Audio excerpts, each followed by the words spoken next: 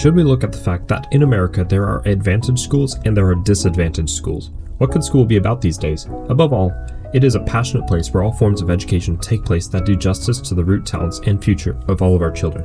Is there enough we can do to make schools better for our children? We will take a look at the education system from the view of teachers, pupils, and the outsider. At around 6 years of age, children begin primary school, which is also called elementary school. They attend 5 or 6 years and then go on to secondary school.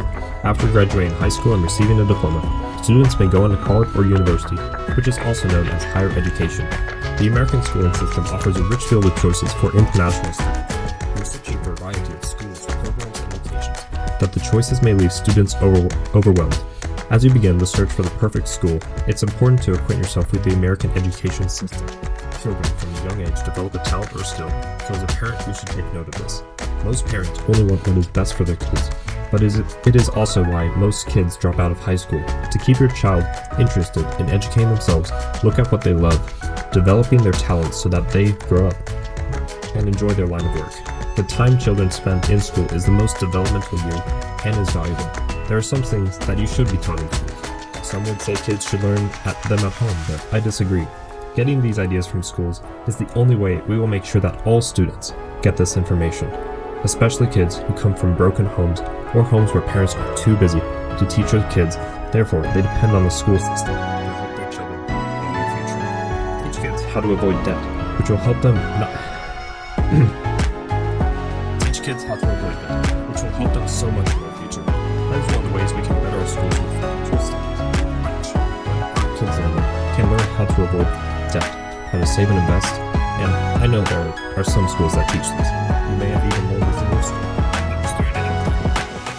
It's how insurance works. Teach kids what a premium is.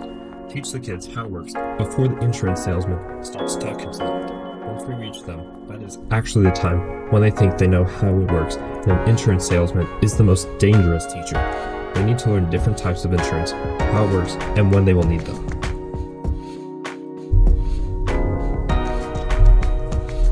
There is a lot a kid can learn in the outside world when their parents are not around. These can either be good or bad, depending on what they use their time on. Teach our kids how to be entrepreneurs. It will teach them important skills. The education system is trained this world to say, we should be doctors or we should be teachers, which isn't a bad pursuit.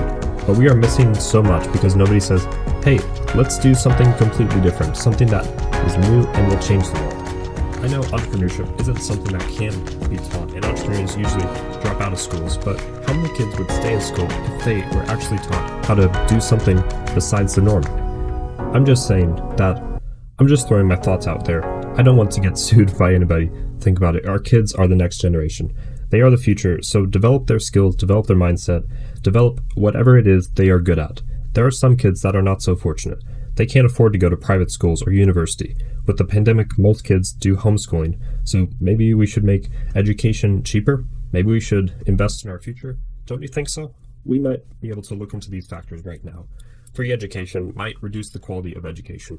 In addition, free education might also result in students not doing their classes or not trying hard enough because they are not having to pay for anything. Will this solve the problem? Well, that comes down to the next thing, which is communication is key. Talk to your students, find out what their problems are, find out what their goals are, find out what they like and how to make things better for them. Make classes interesting so that students would want to stay around and learn them, even if it's online. Find ways that make your class or school different. Teach them discipline, be a mentor. It is vital that we look after our students. This will make or break our country. Most of the most important flaws the American education system has is the amount of pressure they put on students. They have to do well in order to get into college. Because students have this type of constraint on them, they purely focus on doing well in their classes instead of learning and taking something precious away from what they've been taught. Put less strain on the students and focus on communicating, focus on funding, turn off the laptops and cell phones.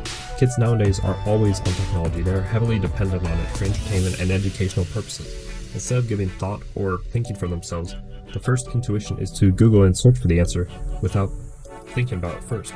This is a major factor in why American students' test scores haven't been improving. And think about questions. Instead, they want to find the answers as fast as they can, just so that they can get their assignments out of it. This is a dangerous thing to teach them. If they don't think about the best way to do something, well, they're probably not going to do it the best way they can in the real world. Go back to books, libraries even. Encourage your students to read. Give them a daily assignment for library cards to borrow books in the future for school assignments. Take the education back to the roots. That way students will stay Take the education back to the roots. That way students will stay interested in what will happen next. Make learning interesting again. And see how their students will actually enjoy school instead of failing. Free school lunches might also help students focus more on education.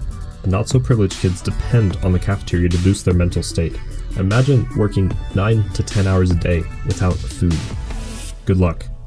Take the education back to the roots and give students more free meals.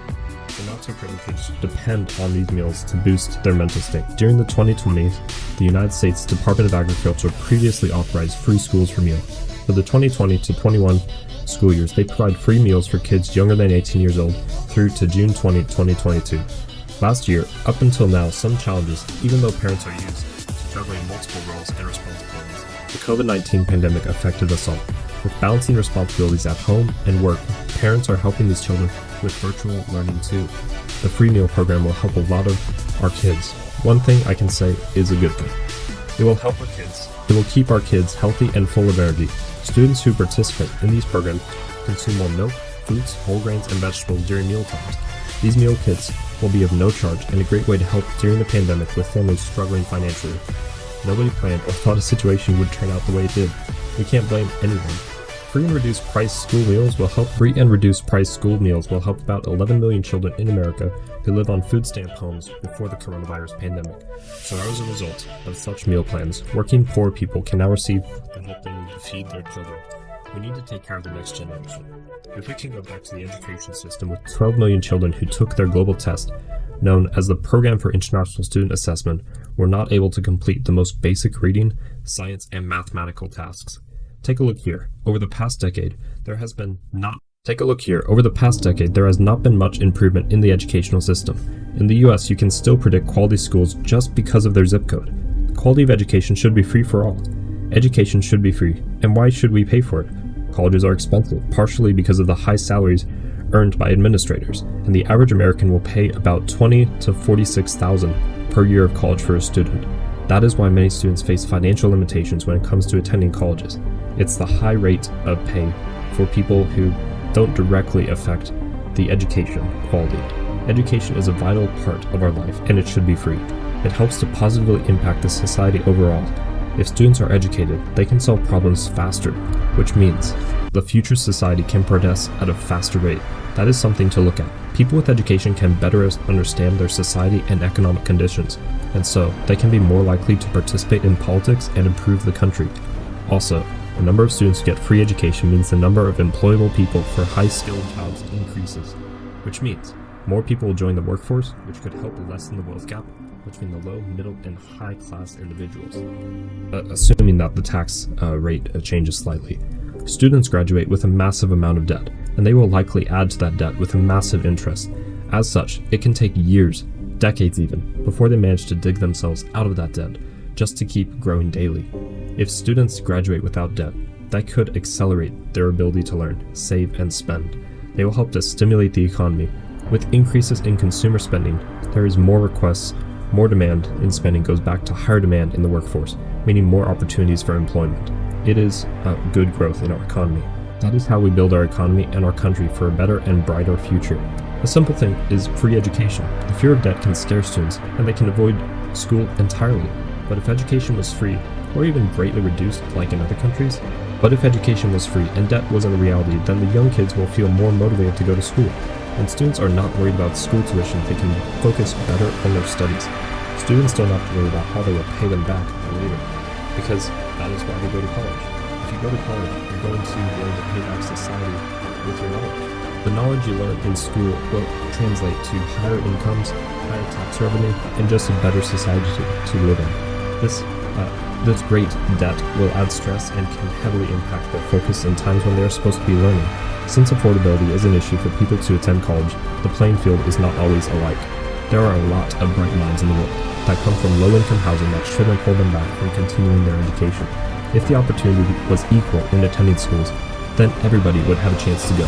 Free education is a vital step to equality, so I really think it should be something to look at. There is a lot that can be done to boost our country, and it all starts with our education system. We need to develop our kids to look to boost our country, and it all starts with that. We need to develop our kids to look forward to a brighter future. The world is growing at a very fast pace, and the future of the world is in the hands of our youth, whether we like it or not. So our children should be nurtured from a young age to the future. They should also look forward to a brighter future. So why put pressure on them? Why should we burden their already... They should look forward to a brighter future. So why put pressure on them? We should make their burden lighter and help them to avoid debt. A large level of stress can lead to health problems, and in some cases, death. We don't want that in a country that wants to develop young minds to be presidents, doctors, lawyers, and even entertainers. It is a lot to think about, but it is also highly achievable. We have an almost endless budget if we committed to education. If great minds come together, we can achieve it.